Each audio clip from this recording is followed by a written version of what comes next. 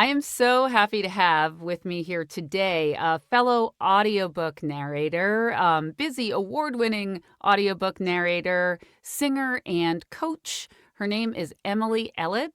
Welcome, Emily. Hi, thanks, Rachel. I'm so excited to be here. Yeah, I'm really happy to invite you on and hear your story.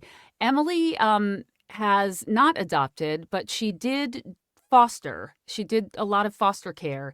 And so I wanted to have Emily on today to talk about foster care, the realities of it, um, the joys, the challenges, and the good, the bad, and the ugly. So let's get started and tell me and tell the listeners what your how you came to become a foster parent.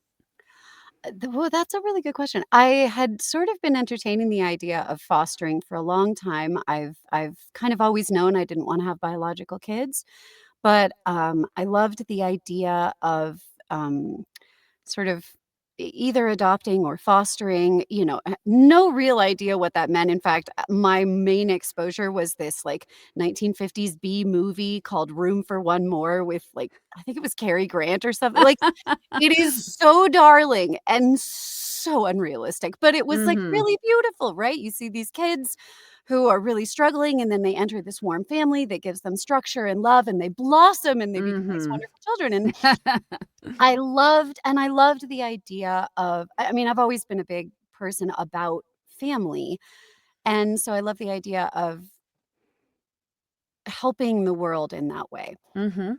Mhm. And when I moved here to Denver after living in New York for 10 years, I was able for the same price I was paying in New York, I was able to, get like a two-room apartment by Mhm. myself, and suddenly I was like, "Oh my gosh, I could seriously consider fostering," and so I did an informational session with a local foster care organization to listen to what they had to say, and then asking my main question, can you be a foster parent if you live in an apartment? And can you Mhm. be a foster parent if you are single? Which I was and am.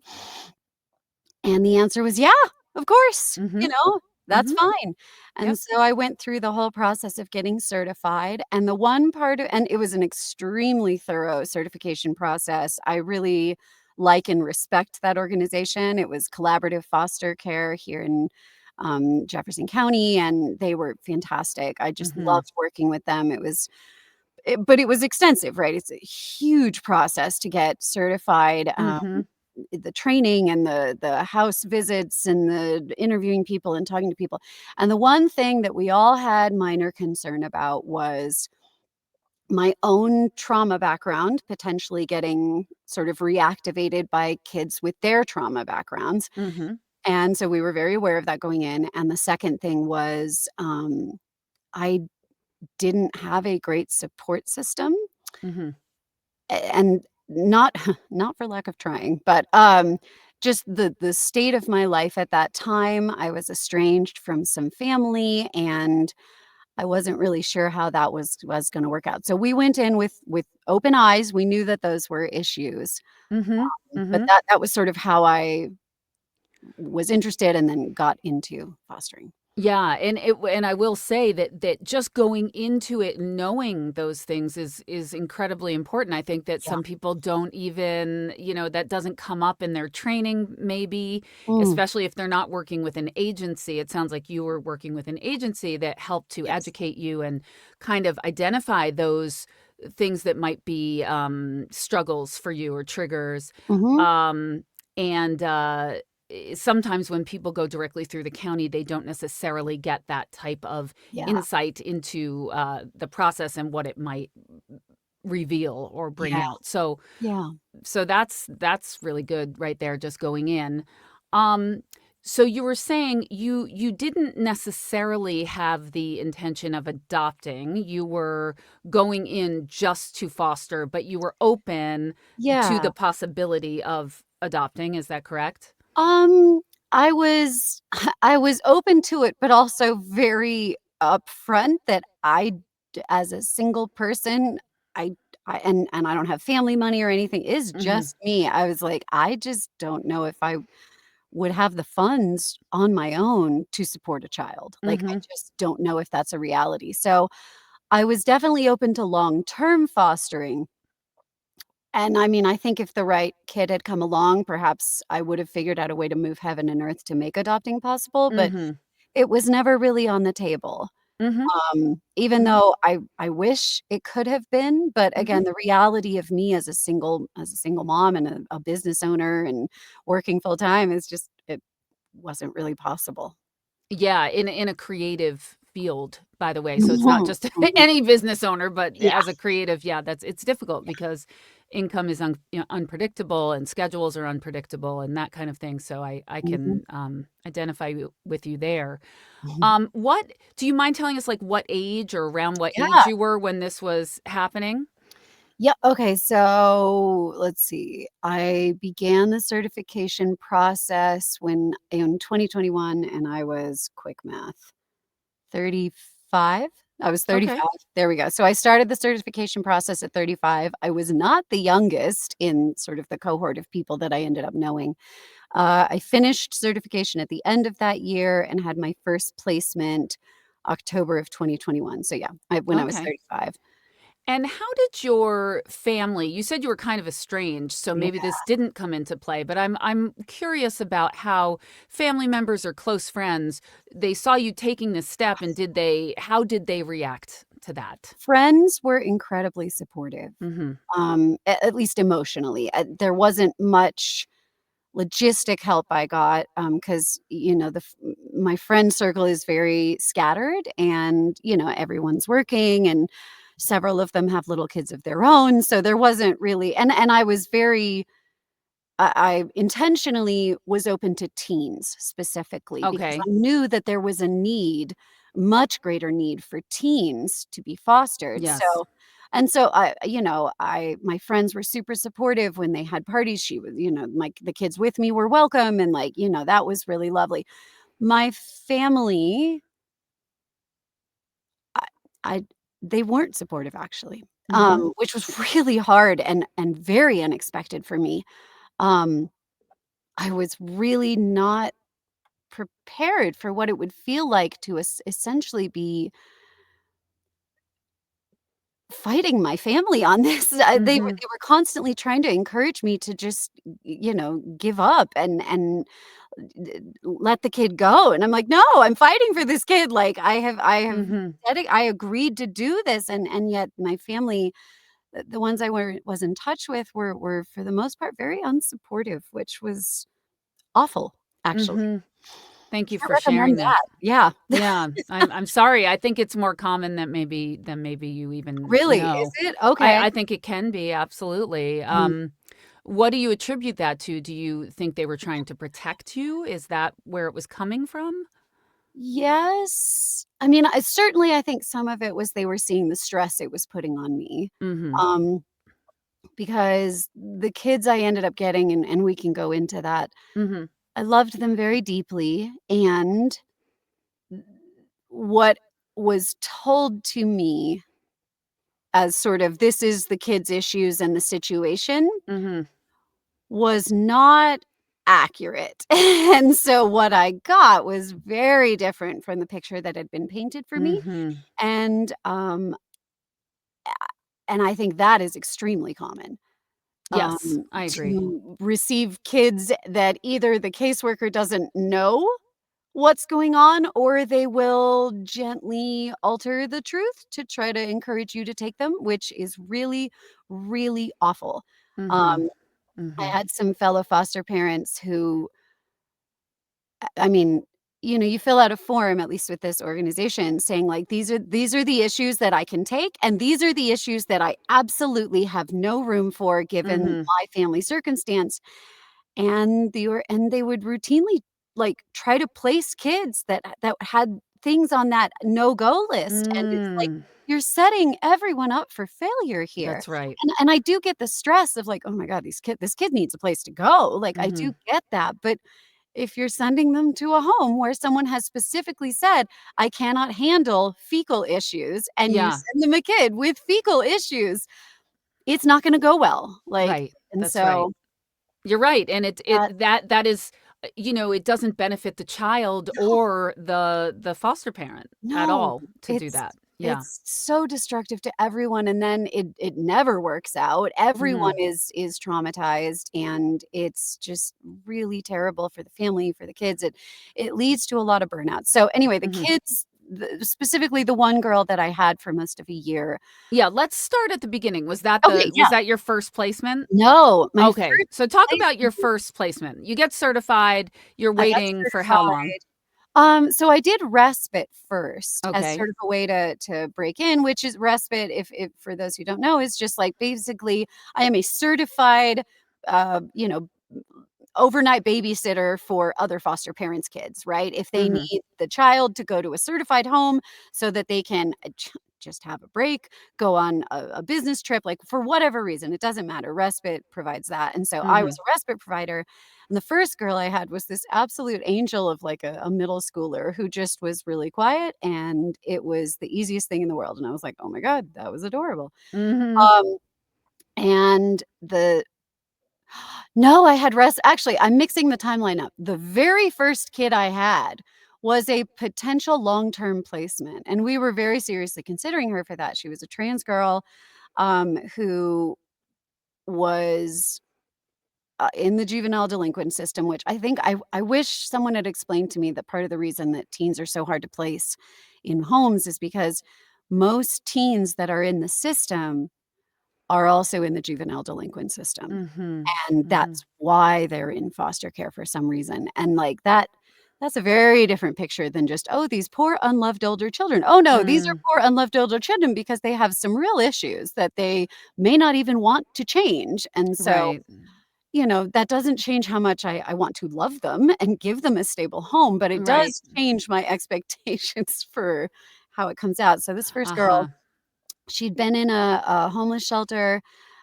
She'd left home and, had a weird relationship with her parents, and I really liked her. I really did. She was delightful. She is the reason that I ended up she screamed at me when we were looking at something to watch on Netflix, and I confessed I'd never seen Avatar: The Last Airbender, and she looks at me and goes, "And you call yourself a millennial?" It was just one of the most delightful moments. But she had some big anger issues, which, like, Mhm. I can handle anger issues, but, one night, she just was absolutely, completely disregarded me. She was vaping in my house, which was a total no-go, Mhm. lying to me, wouldn't let me access, and then got really angry, and I ended up having a really severe trauma response to that. Mm. A Mhm. physical one where I could not get out of the trauma response in any way Mhm. until she was placed in a new home, and that Mm. that I mean, that was my very first placement, and I felt awful about that. I Mhm. had her for about 2, 3 weeks, and we were making good progress. She was beginning to trust me. We were starting to work through some of the, issues she had with the school and some of these other things, but, Mhm. you go into a trauma response that your body is hijacked. You can't get it back, and I Yeah. just felt terrible, but I was like, "No, I'm very clear. Like, I this is not going to end until she's gone," and unfortunately, that was true, and I kept in touch with her a little Mhm. bit. She knows that my phone number is always open. We talked a few times. As far as I know, she was stable in the next home, which is good, and I'm Mhm. happy for her. So that was my first, and then I did Oh 2 my gosh. respites. Yeah, I know, right? Like, What talk about just jumping in. Yeah.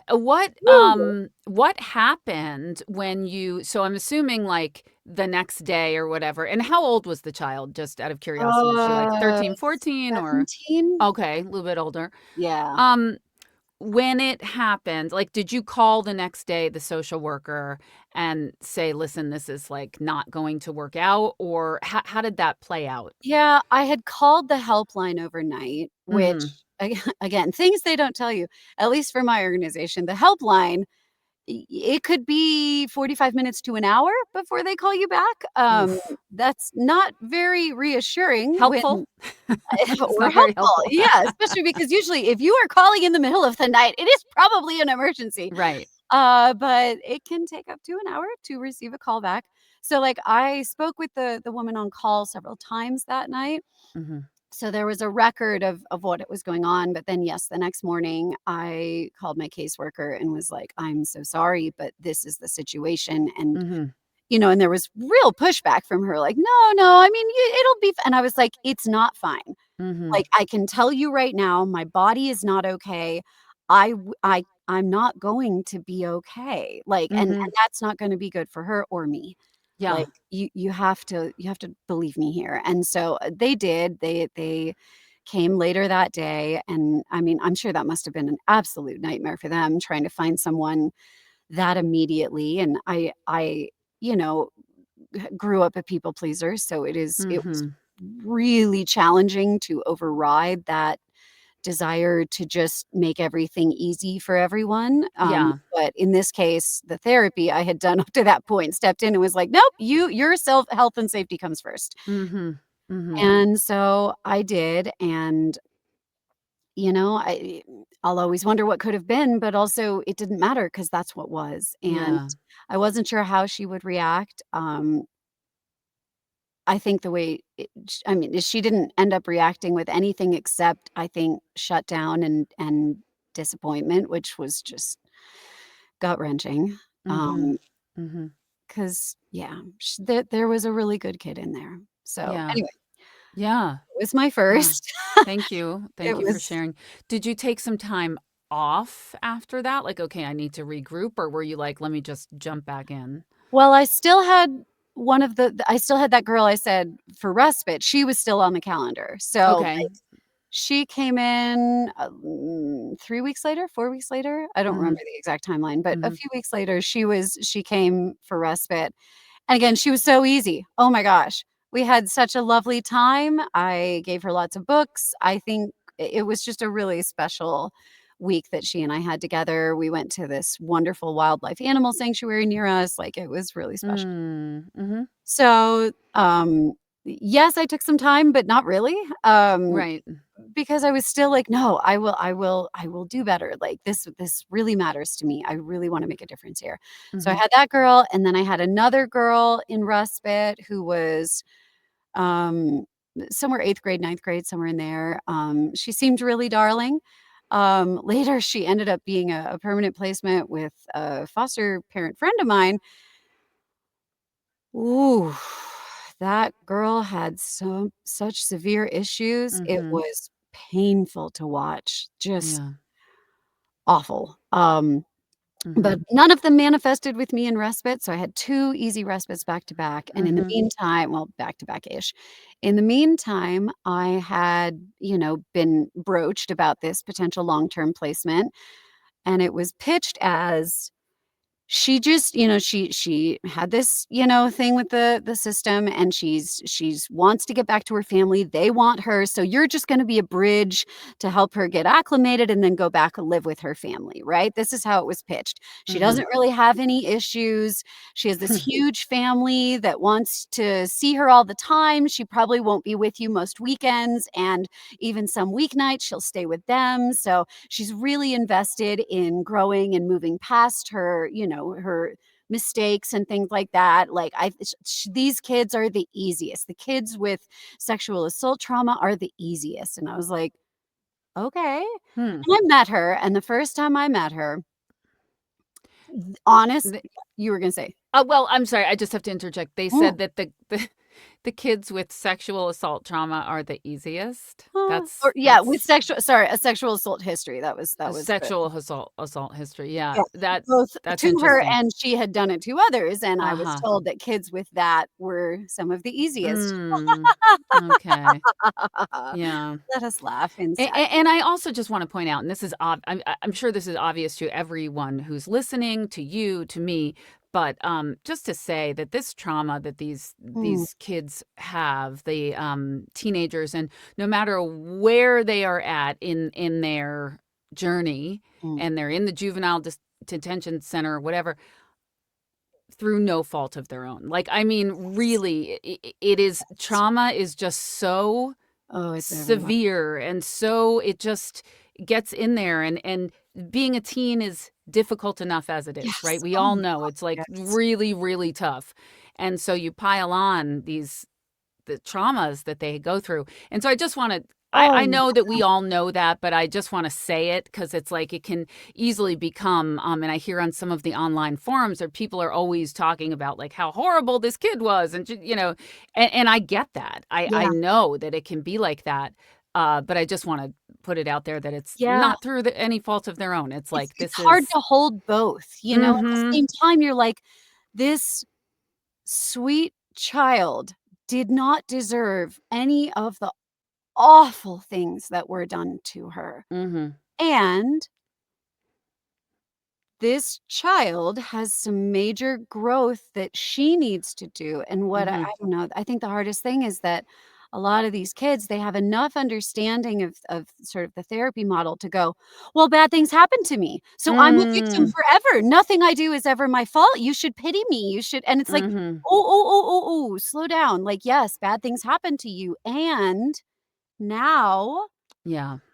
you get to decide going forward if you keep that with you or grow past it." And I can say this as someone who had this exact same growth journey. It can be very hard to let go of a victim mentality. Mm-hmm. It feels very safe. It feels very, you just feel justified in all your actions. And that is really a dangerous place to get stuck.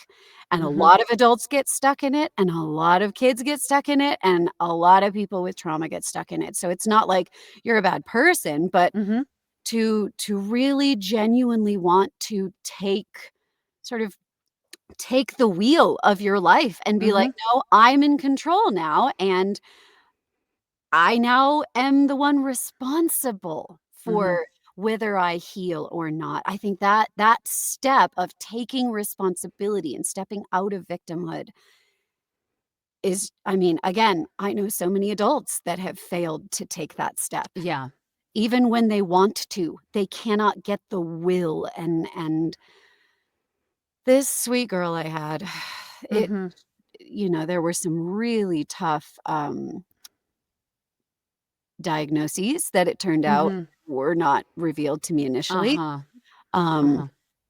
Do you mind and sharing the diagnoses, or would you it prefer not I to? mean, it's hard because you can't officially diagnose someone with this when they are underage. You Okay. cannot officially diagnose someone with borderline personality disorder until they are 18 or older. Mm. So, there was no official diagnosis, but Okay. there was a checking of every box, shall we say. Mhm. Mhm. And Mhm. it turned out this was something I had dealt with, in a relationship in my younger life, and so it turned out I was actually very good at handling that, but at a great cost to myself. Mhm. And there were so many other factors. So that was a huge one, is suddenly I had this child that would flip from sweet and genuine and wanting to grow and, like, really recognizing, you know, the bigger picture of things, to someone whose entire mission was to hurt me as deeply as she could. Mhm. Mhm.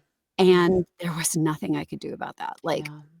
I mean, I can set boundaries. I had clear discipline, and I don't think she was used to someone pushing back, and she Mhm. both respected that and hated that, right? The part of her that was really sweet found safety in that. She Sure. genuinely, like, trusted me, and the part that was kind of angry, "Let me hurt you," Mhm. hated having any sort of discipline stricture or, like, pushback. Yeah. Yeah. And so I was dealing with all of that, not Mhm. having any idea that that's what I had accepted into my home. Mhm. Well, yep, How go long did it take you to discover this? Was there a ahead. lot of A times week, people okay, because I was gonna a say week. a lot of people talk about a honeymoon period where when the child first comes in, Mm, it's a honeymoon period, everyone's happy, it's wonderful, and then things start to fall apart as I'm not even sure we really had a honeymoon okay. period. Like, I Okay. mean, she was a very, very unhappy person when she came into my home, which, I mean, again, like, rough history, Right. very rough history. And as it turned out, really difficult family. They did not Mhm. want her. Despite telling the Mm. department they wanted her, they did not Mhm. want her back in their Mhm. home. And they kept refusing to take her, and so they kept leading her on with like, "Yes, we want you. Yes, we want you." And then they wouldn't take her, and they wouldn't take her, and they would Mm. push back, and it was so I'd basically didn't get a break. I had 24/7 care of a borderline personality disorder case that was raging in all directions for about a Mhm. month straight. Mhm. Mhm. Um, it was Was there any respite available for you at that point? no, Or was it just there was, "Sorry, we don't have a like, we don't have any correct. respite." There was Oof. there was nothing. Mhm. Which was really hard. Mhm. And I don't remember if that was because oh, no, I do remember. It was because of the nature of her case in the system. There were Okay. very few homes that were safe for her, that were certified for her type of offense, Mhm. and as a result, I had nothing, nothing, Mhm. and Mhm. it was ooh, I'm gonna take a breath because my whole body Yeah. just got really Yeah, yeah, intense. yeah. It was really hard, and, I mean, because of the way the sort of shadow side of her brain worked, she was very comfortable lying, she was very Mhm. comfortable telling people things that hadn't happened, so Mhm. I had to document any conflict we had extensively, so, we'd have Mhm. this, like, really intense conflict, and then I would go spend an hour writing it up Mm. to make Mhm. sure that there was a record that was accurate and, because I recognized really quickly that this was someone who would say or do anything to try to get her way, and Mhm. again, it felt like there were 2 of her, right? There was the really sweet girl, and then there was this much more, almost malevolent side, and they felt like 2 different people, but I had Mhm. to care for the sweet girl while protecting myself against the malevolent one at all Mhm. times, and it Mhm. was very, very intense, and, I don't regret it. We made enormous steps together, Mhm. and, like, I mean, I was taking her to 4 different kinds of therapy a week, right? We had so much therapy, including I managed to find an opportunity to do equine therapy for her for free, which was Wow. surprisingly wonderful and Mhm. challenging at the same Mm. time, but I think really good, and, I we oh, man, I cared for her so deeply. I Mhm. genuinely loved her, Yeah. and I do not regret for 1 second having her in my home and in my life and working with her to grow and heal. We did make like, there were tangible differences. By the time she left my home, they say that there are kind of 3 ages for a child in the foster system. There's their physical age, there's their emotional age, and Mhm. there's their street age. My child, when she came in, was, 15 in real age. She Mhm. was about 7 or 8 in emotional age, Mhm. and she was, like, 18, 19 in street age, Mhm. which is a Mhm. really rough combination. Mhm. But by the time she left me, I would have clocked her emotional age at closer to 13 or 14. Wow. So, there was huge growth there. Mhm. Um, through gritted teeth, we did it, but we Mhm. did it. Mhm. And I think and, there were other things that were really clear, like, um, when she came into my home, I had one of the joys I had found all of these thrifted books, like, from my childhood that I had loved, Mhm. and so I had this huge library, and then she came into my home and she was like, "I hate reading." And I was like, Mm. I'm not gonna let that stand." And Mm. so I had set up a bunch of, like, ways she could earn money because money was very, very important to her. She wanted to buy things, right? Mhm. Temu and Shein had her love. And, Mhm. so I set up, a bunch of ways she could earn money. Like, these were chores she could choose to do, everything was optional, and, things were priced differently according to how hard they were and or how much I wanted her to do them. Mm. So, um one of the options was, "If you read 10 pages of a book, I will pay you $1." Mm. And I told her when she's like, "Are you serious?" And I was like, "Yes, and let me tell you from the start, the more you read, the less it will pay over time because I am deliberately doing this with the hope of having you fall in love with reading. I said, "You can read any book you want. We will go to the library. You can literally get any book you want. I'm not gonna judge. I just want you to fall in love with reading." And so, we started with me paying exorbitant rates, and over time, brought it down, which she, of course, at one point was like, "What? That's not fair." And I was like, "I told you from the beginning, like, as you fall in love with reading, we're gonna play." And by the end that she left, she loved reading. She genuinely Mm, loved reading, and I was like, "Oh my gosh, it worked." that's That's awesome. amazing. Mhm. How did you I'm just curious, how did you, know that she was reading those 10 pages in the beginning? Like, did you sit there and watch her read the 10 pages, or did she No, read them out loud, or how did you know that she was she had to actually give me a summary, okay. and later on, when she was getting a little less money for a lot more pages, I very, very much suspected and then was able to prove that she had not actually read those pages, and so we had to Mm, have a conversation about, "If I find that you're not being truthful with me, this disappears as an option." Like, truthfulness is really important, and so I did check her once in a while. I'd read through the pages and make sure that her synopsis was anywhere near what happened. Right, right. But in the beginning, at least, she was honest. It was later near the end that the dishonesty showed up, and that coincided with her basically trying to do anything she could to get out of my house. Mm, She was mhm, breaking every rule we had. She was deliberately pushing the buttons that she knew she shouldn't, begging her caseworker behind my back for a different home, which, like, mhm, we all talked about, so I knew that this was happening. mhm, And, like, I mean, the last 2 months that she was with me, huh, that was one of the most traumatic periods of my life. Like, it was she tried everything. She used suicidal ideation. There was only one time she was in my home that she was genuinely suicidal, and I knew it. I could feel it. As someone who has also dealt with this, I could tell, and, like, we were able to really support her and get under her, and there was never an issue.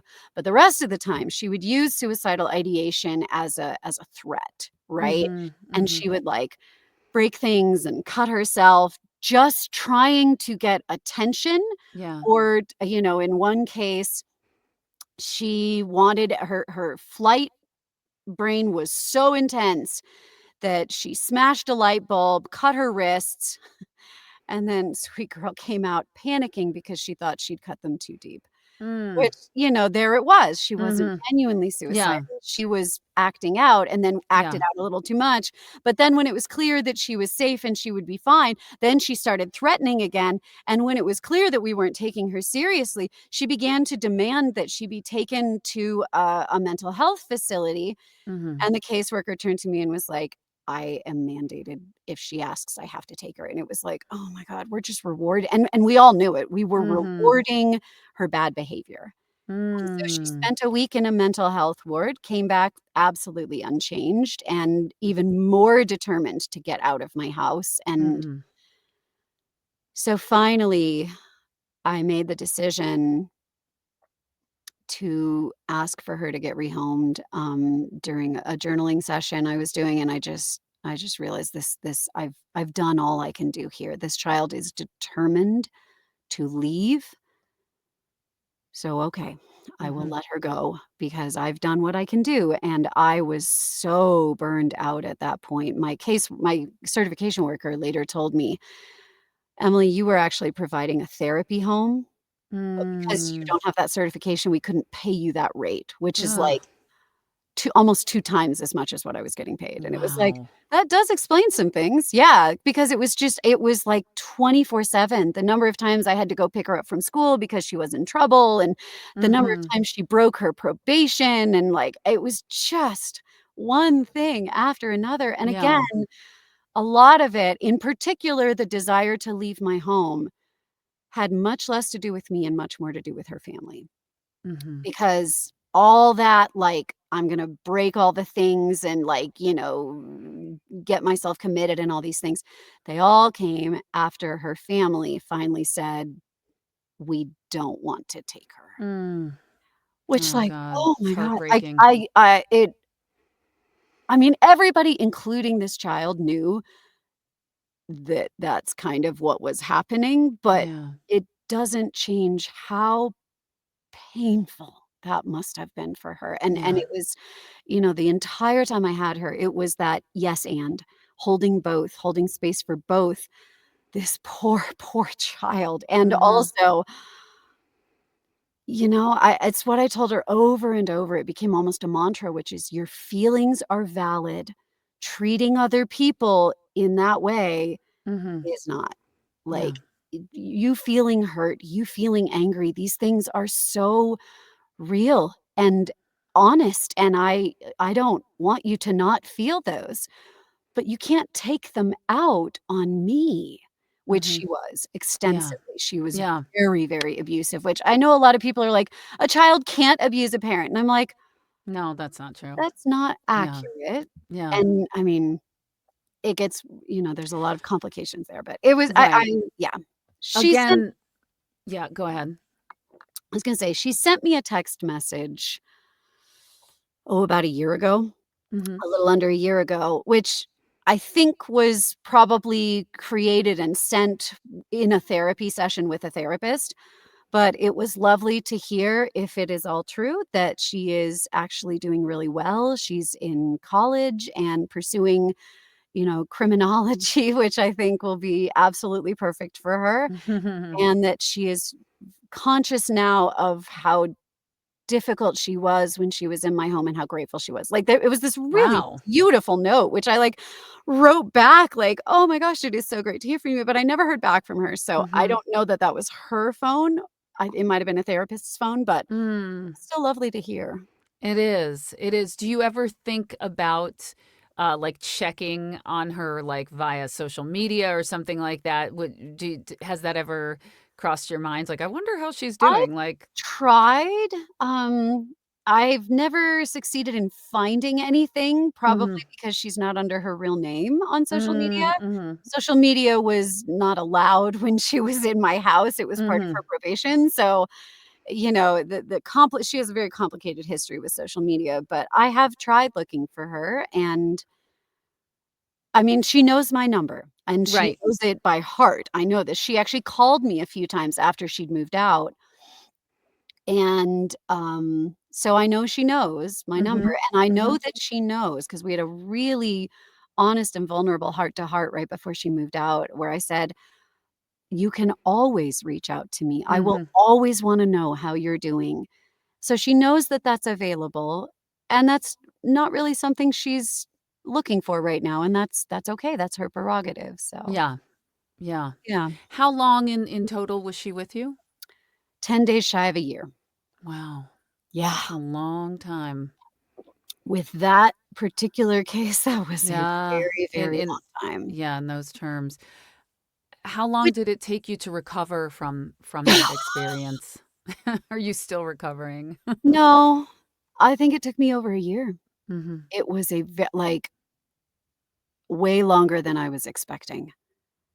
Mhm. You know, I think the immediate burnout recovered within, like, 3 to 4 months, but the longer burnout took way longer to Mhm. want like, it what it did was it completely obliterated my desire and ability to be creative, you know, to before that, I'd been, you know, creating YouTube videos of singing, you know, and filming all these things in, like, you know, the beautiful Colorado landscape, and, like, I just had all these ideas that were churning, and even to this day, I just don't have that kind of creative energy.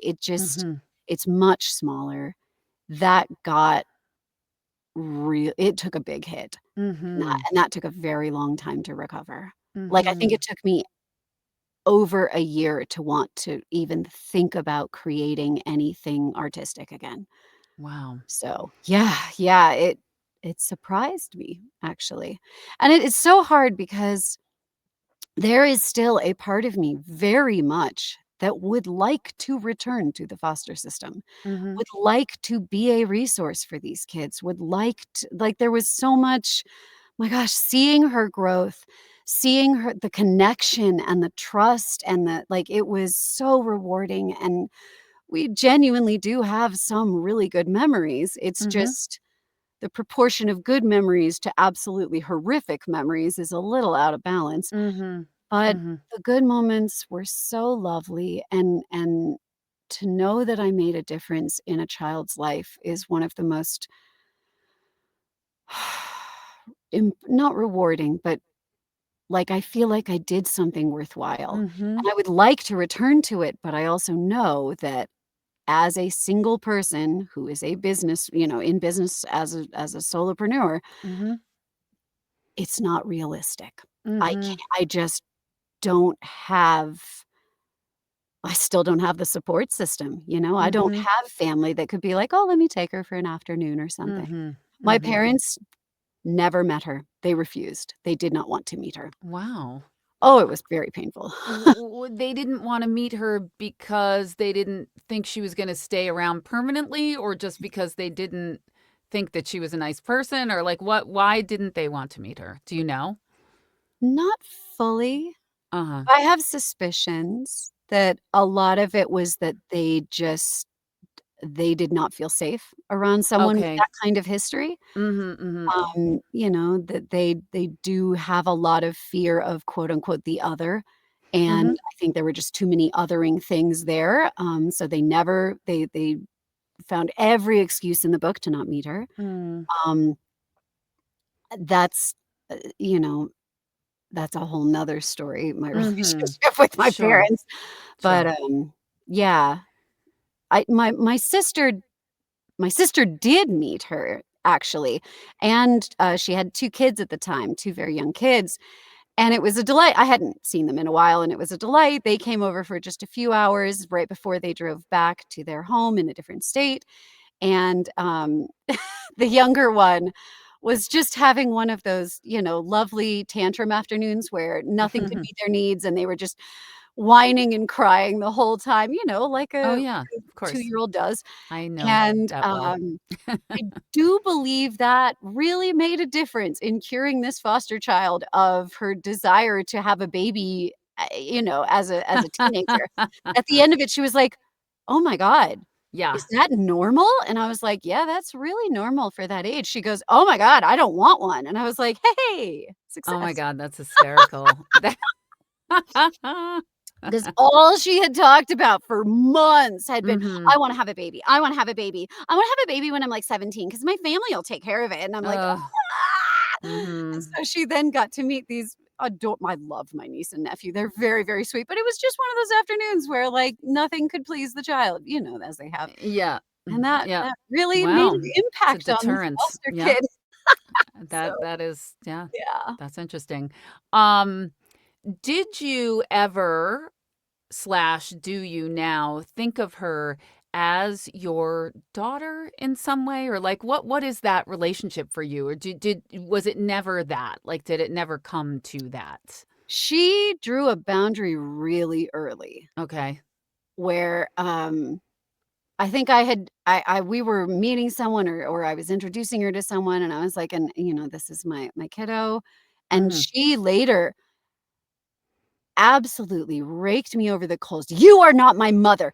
I am not Mm. your daughter. Don't you ever refer," like, she laid down the law, Mm. and I was like, Mhm, mhm, "Okay, mhm. thank you for letting me know," and so Yeah. from then on, I was very clear to only refer to her as my foster kiddo, right? Like, Okay. I Okay. always had to append foster on it because she had very strong feelings that I was not to enter that kind of Mhm. relationship with her. So, Mhm. I was I open to understand. it, and she wasn't, so I wanted Yeah. to respect that. And did she call you Emily, or what did she call Yes, you? she called me Okay. Emily. Okay. Okay. So after that experience, then you said, "I'm not doing this anymore," at least for a while. Like, Yeah. you kind of were just, yeah. I took a month, my caseworker was like, "Take a month, and then Yeah. we'll see where you're at," and after a month, I was like, I can't, I just can't," Yeah. and she was like, "I'm really not surprised," so, yeah, Mhm. totally fine. Mhm. So I didn't, re-up my certification, I let it expire, and that's Yeah. that. Had you been recording audiobooks during this whole process, or, like, what were you doing for work during that time? So, oh god, in, laughable, timing, not only was I working full-time as a narrator, recording, I mean, my god, because of her schedule, it was very hard to get my hours in, but I was still recording a full-time schedule, so, Mhm. I'm trying to think how many hours that was a week, probably somewhere between 10 finished hours and, 15 finished hours a week, depending on the Oh week. my god. Um, So and for at the same time, I had started I had co-founded the Hannah? PANA, the Professional Yes. Audiobook Narrators Association, and it was in its infancy and needing a tremendous amount of Oh time my and effort, god. so I was doing those at the same time, and that was rough. I just wanna say, like, you never know what people are going through, like, I'm sure your close friends knew that, but, Mhm. I'm in the industry and how would I know that, that's so intense. That's really, really intense, and also for listeners who aren't aware of, so 10 to 15 finished hours means that's the recorded length of the audiobook after, all the edits have been made and everything. It's gonna take anywhere from double that time to triple or quadruple that time if you're recording yourself, if there's accents, if it's a difficult book, it really depends. So when she says 10 to 15 hours, it's not just 10 to 15 hours, it's more like 20 to 40 hours Yeah, depending on yeah. the And the that book. doesn't then account for how many hours you then have to put in for administration, for Right, managing your finances, for sending the emails, for prepping the books, for, for troubleshooting when your studio breaks down. Like, there are so many right. I to get those finished hours done, Yeah, you are putting in way more than 40 hours a week. of Way course. more. Yep, Yeah. and to be going through something that difficult emotionally, and I speak from experience with this too because Mm. we, fostered to adopted both of our children while I Mm. was So doing beautiful. audiobooks, and, it's really difficult because you have to when you get in the booth, you gotta turn off what's happening or try to turn it off so that you can really bring yourself to this piece of material and do it justice, and it can be really challenging Yeah. to do that, and also, like, your voice is so, Oh gosh. everything comes through. So Yeah. if you're not in a good place, I remember sometimes, like, listening to some of the stuff I did, and I would sound, first of all, so tired. I would listen back to it and be like, "Oh Mhm. my god, I sound so tired, like, this is not Mhm. that's not good." And also just you can kind of hear the weariness or the emotional toll sort of in your voice versus when things are a little bit lighter, easier when things are going well in your real life. Do you find that too? And then you hear it and you're like, "All right, that sounds pretty good." It's like, matching the tone of the book and I like it. To some Did you find extent, that? I think I have also worked really hard. My musical theater training taught me to take whatever I was feeling and Mhm. either alchemize it, like if I'm nervous, that can be alchemized into excited, right? You can take that Mhm. energy and simply, just turn it in a different direction and it can work for other things. Mhm. So I do think that a lot of I mean, the exhaustion was just there. Yeah. But a lot of the, like, frustration or I mean, my god, my body was just in constant state of, heightened arousal in the worst way. It was very, Mhm. very stressful. And I do think I was able to take a lot of that and put it into the conflicts that I was narrating. Mhm. I don't remember what all books I did in that period. I tend to do a lot of different genres, but, like, I do remember being able to alchemize some of it and Mhm. really use it, but yeah, the exhaustion part that Yeah. Yeah, it's sometimes it real. was very hard to narrate really happy romance. Right. Yeah. Yeah, I Yes. hear you. Um, did this experience, did it deepen your own, healing in some way? I'm just wondering if because it sounds like it was really triggering on a lot of levels and It brought up a was. lot of stuff. I'm wondering if that also served as a catalyst Yes. for your own healing and growth. Yeah, I can think of one specific moment in therapy where there was a massive step forward as a result of everything I was dealing 'cause in addition to all of this stuff with, my kiddo, I was also dealing with my emotionally immature mother Mhm. acting out. And so, like, to have both at the same time was so special, and, but because of that, I there was this, there was a lot of talk about this in therapy, and as a result, there was this massive leap forward in one of the sessions that made a significant difference in helping me going forward, so, yeah. Okay. There was some real good that came out of it, but there was Mhm. also a lot of conversations with my therapist and with my certification worker and with my Mhm. family about, "Emily, this is not sustainable.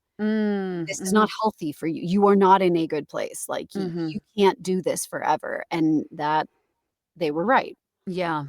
Yeah. which I hated. Right. Right. So I you wanted to help, and I yeah, couldn't. and you did, and you absolutely I did. did, but I wanted Yeah. to help more, and Right. I Right. couldn't. Yeah. Do you ever, regret the decision to not carry on that relationship? Okay. Yeah. No. Good. No, I don't. There are very few things in life I regret, and the few that they are like, I regret telling my dad to wipe the computer and losing all the fanfic I'd written for 2 years, like, things that I genuinely Right. can't replace. Yeah. I don't regret, but things like my marriage that ended in divorce and, like, Mhm. fostering and all these, I do not regret them. I Mhm. don't. Mhm. They're part of what made me who I am, and especially with fostering, I know that I made a difference. I don't know Mhm. how big, I don't know how lasting, but I know I did something, and above all, above even I got her to love reading or any of the rest, I know that the side of her that was a really sweet girl, I know she felt loved. She Mm. felt cared for, she felt seen, she felt valued, and God, if that isn't the biggest gift you can give to a child, Mhm. especially a child that has spent her life being ignored, abused, and maligned. It Mhm. was that meant so much. I stuck with it. She asked me several times when she was, coming down from her anger. She's like, "Why are you still here? Why do Mm. you keep me in your house?" And I was like, "For this you. It's for you. Mm. This part of you, this is why I'm still here." Mhm. Mhm. And so it made it really difficult to let her go, even though it was destroying me, and she Mhm. did not want to be there. Like, Right. there Right. was nothing I could do to change that, but it was still so hard Right. Do to let you her go.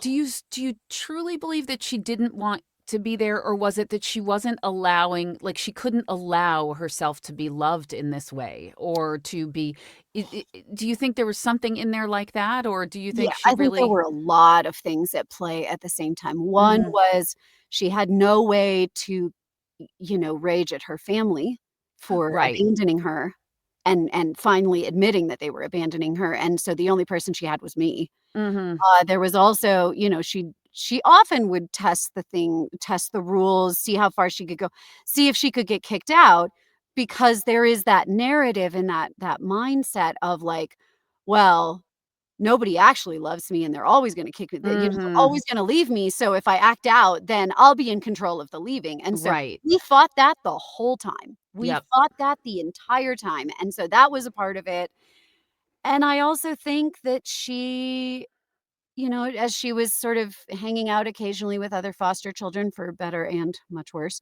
Mhm. um, she was getting fantasies of what it should be Mm. that didn't involve, my discipline and my Mhm. structure and some of, like, she had so much freedom, but also once she severely, broke the rules, both probation and the house rules, enough that she lost that freedom, Mhm. which she could have earned back, like, it's not like it was gone forever, but I think it was just she then just created a fantasy in her mind of what something else would be, and wanted that, and so you had all these different elements fighting at the same time, and Mhm. I couldn't withstand them. Yeah.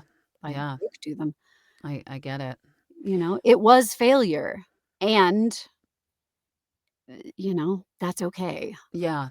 It didn't feel Yeah. okay, but it was Right. Yeah. Yeah. Yeah, yeah. you're a human being too, and you're not of use to anyone if you are not taking care of yourself. Yes. So yeah, Mhm. I get that. Is there any advice you would give to the listeners, anyone who might be thinking about traveling down this road? I think the advice would be w really take a good look at those support systems and the I think it would just be get as much information as you can about the realities, which is I think that's so great that your podcast is shining a light on these realities because, this is something I tell a lot of people that I coach when I give them the information about the industry they're going into, whether it's musical theater or audiobooks. I say, "I'm giving you all the good and the bad, not to try to convince you not to do it, but Mhm. so that you can make an informed decision." Yes.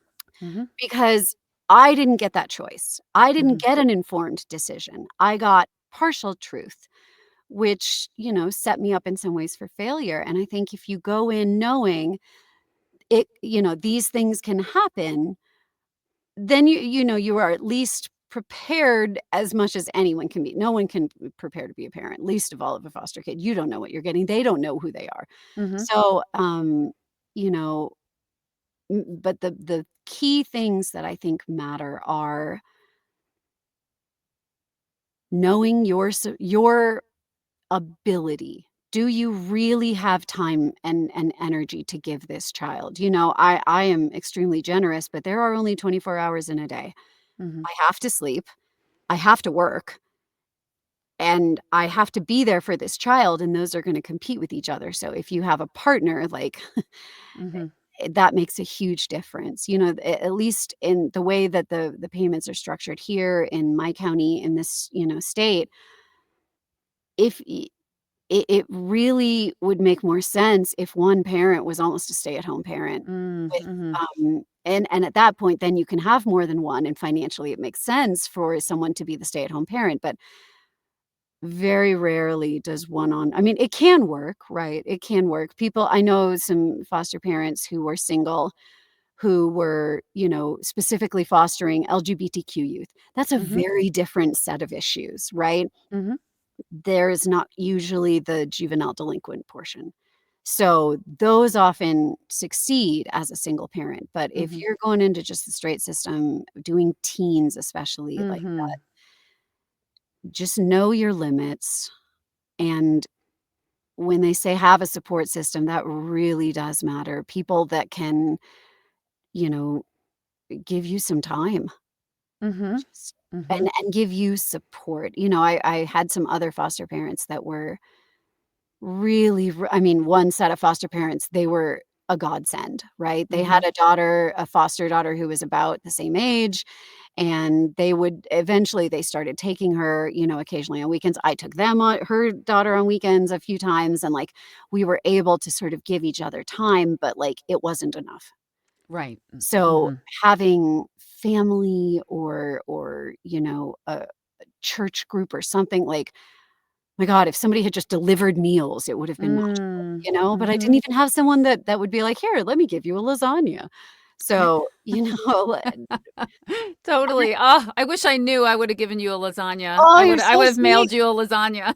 And I think that's maybe the most important piece of advice I would give is be honest with the people in your life about what would be helpful. Mhm. I wasn't clear on that, so I couldn't ask and felt like I shouldn't ask because I was Mhm. getting paid as a foster parent, but it was like, Mhm. that money, almost all of it went to her. Of course, yeah. Like, I mean, Yeah. the part that didn't go to her went to I bought a house for her. Mhm. Like, I became a homeowner. I took on a mortgage W for this child to have So her wait, have a big during that whole time, you also bought Yes, a house? Oh my god. yes, and Oh moved into it, god. and, Oh like, god. because she was so unhappy with the room in our apartment that I Oh. literally bought her a house, Oh, man. and, like, I mean, but anyway, knowing what to ask for, knowing to reach out to people and be like, "Hey, I'm going into this. Please treat it like, no matter how old this child is, please treat me like you would treat any other new mom. Like, Mhm. send Mhm. food, Yeah. come clean my house, come just hang out with me. I need people. I need support." And not being afraid to ask for that, which I was. I was very afraid to ask for that, Sure. and you shouldn't be. By Yeah. all means, and tell people, my friends knew that I was struggling, but even then I made light of it, and Right. I don't know, I wish I hadn't. Might have Yeah. had more help. I know what you mean. I think it's incredibly difficult to ask for help, Yeah. sometimes, especially when you're a helper, which Yes. seems weird and ridiculous, but I really resonate with that too. I have a difficult time asking for what I need or even knowing what I need or what would be Mhm. helpful, and I Yeah. always just feel like, "Oh, no, I can handle it." Like, even if it's really hard, like, I can take it, I can handle it, that kind Which of may be thing. true, but there's a cost, Yeah. and it's burnout. Yeah, You'll and burn it out. also robs people of the opportunity to help out, to Yeah, be involved, to gather as community and give back, like I said, yeah. and I truly believe I mean that, like, I would have sent you a lasagna, fuck yeah, excuse my language, but, like, yeah, I would have done that. So yeah, I think you're hitting on something really important is just, reaching out to the community Yeah, and asking. Yeah, yeah, which, like, amazing. would have been amazing. Yes. Right. And Yeah, maybe yeah. in my future, there will be another chance to do this. I don't know. Sure. I don't know my Sure. future or anything, but Right. so much And I think it's always, it's just so different depending on the age of the child too, because by the time yes. they're teenagers, I just think they've had to endure so much. Yeah. And it's my children, I adopted them at 3.5, or not adopted, but started Oh, fostering them at 3.5 weeks old and 3 days old. And that's a oh, very, very different scenario. very And, different. they still endured trauma Yes, and and that's all of still that, encoded and in yep. their And, in their and system. yep, Yes. the whole thing. But it's very different. So yeah, Very I think different. that yeah, it's just worthwhile to point out. Is there anything I missed? Anything else that you want to share or is on your heart to Mm. say? No. Okay. Yeah. If not, fair enough. I always like to give people that Sure. chance. It's like, oh, I really was hoping to talk about this, and then like we didn't talk about it. No, I think we really covered the gamut of my Yeah. experience. It's a little bit heartbreaking, but there's also beauty in it, and again, no regrets. None. I really thank you for coming on today. I think it's so valuable to hear all experiences, and I really want to thank you for sharing yours. Yeah, I'm honored to get to share it, and thank you again for having such a beautiful podcast that's enabling people to sort of dive into this world. Hmm. I think it's beautiful. Yeah. Thank you. Thanks for what you did too for those kids. Yeah, All right. Take care, Emily. you too, Rachel.